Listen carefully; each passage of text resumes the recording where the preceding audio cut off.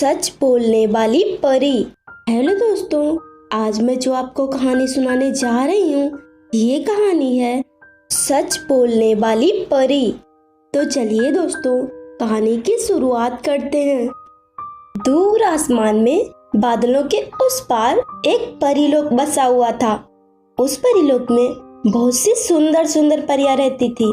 उन्हीं परियों में एक क्यारा नाम की भी परी रहती थी।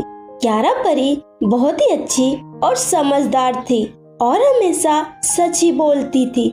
उसने कभी भी झूठ नहीं बोला था। उसके सच बोलने की आदत की वजह से कभी कभी वह मुसीबत में पड़ जाती थी और इसीलिए परियां हमेशा उससे नफरत करती थी। एक दिन दो परियां आपस में बातें कर रही थी।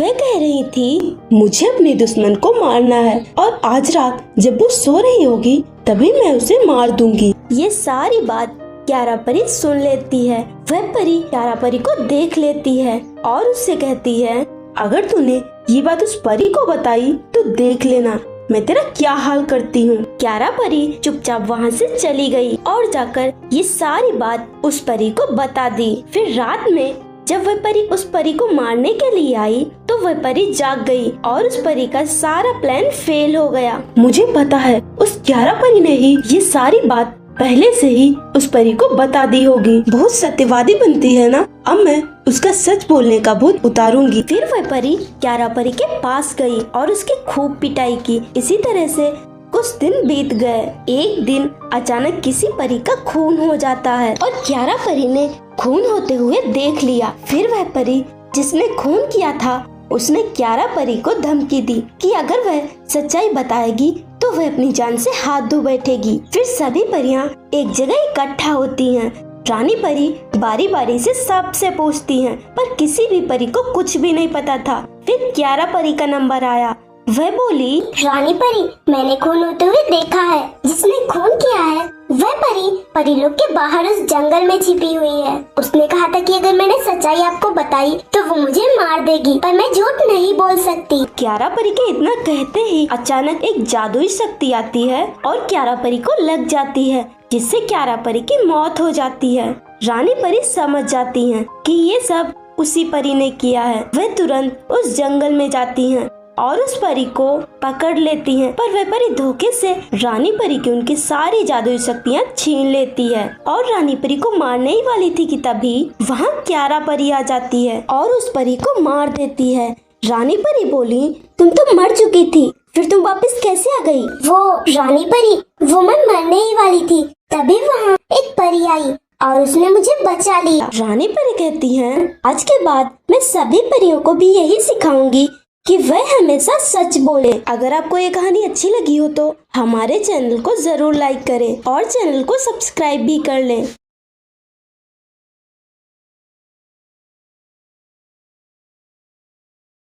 सौतेली बेटी। हेलो फ्रेंड्स, एक और कहानी।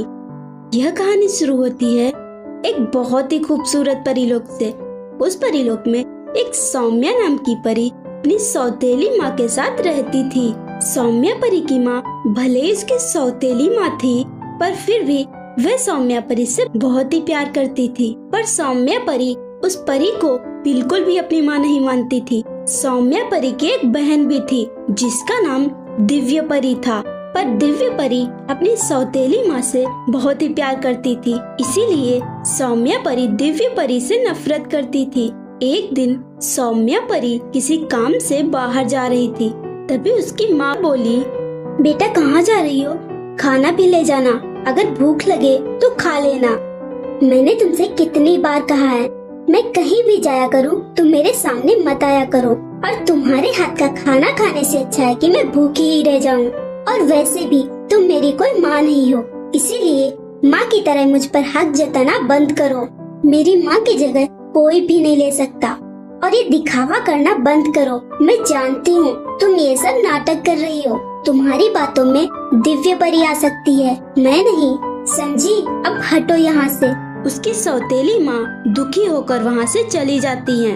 एक दिन दिव्य परी अपनी माँ से बोली, सौम्या परी को क्या हुआ है? वो आप पे विश्वास क्यों नहीं करती? उसकी सौतेली माँ बोली, तुम चिंता मत करो, वो बस मुझसे नाराज है वो कुछ ही दिनों में मुझसे बात करने लगेगी। ये सारी बातें सौम्या परी सुन लेती है और कहती है, इन्हें लगता है मैं इनकी साइड में हो जाऊं और फिर इनकी गुलामी करूं। ये कभी नहीं हो सकता। बस अब बहुत हो चुका। मुझे इन्हें सबक सिखाना ही होगा। मुझे कुछ तो करना होगा। एक काम करती हूँ, इस सौतेली माँ को ही खत्म कर देती हूँ, फिर सारी झंझट ही खत्म। यही करना होगा।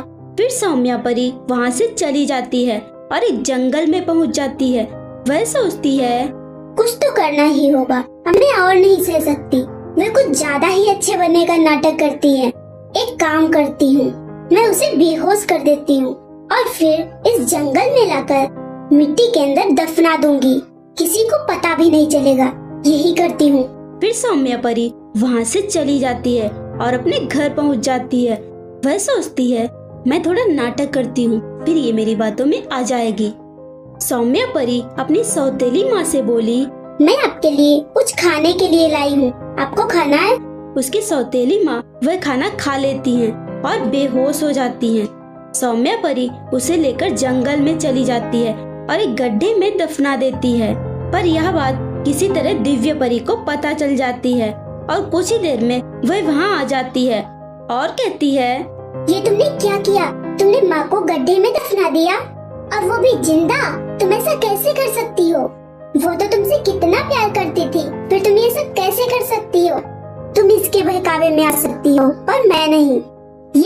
ये नाटक कर रही थी। कुछ ही देर में वहाँ रानी परी आती हैं और सौम्या परी को सजा देती हैं और उस परी को गड्ढे से बाहर निकालती हैं। वह परी बोली, रानी परी, मेरी बेटी को माफ कर दीजिए। रानी परी उस परी के कहने पर सौम्या परी को माफ कर देती हैं। सौम्या परी अपनी सौतेली माँ से माफी मांगती है और उसकी माँ उसे माफ कर देती है और सौम्या परी अपनी सौतेली माँ के साथ और अपनी बहन के साथ खुशी से रहने लगती है। फ्रेंड्स, अगर आपको ये कहानी अच्छी लगी तो वीडियो को लाइक कीजिए और चैनल को सब्सक्राइब कीजिए।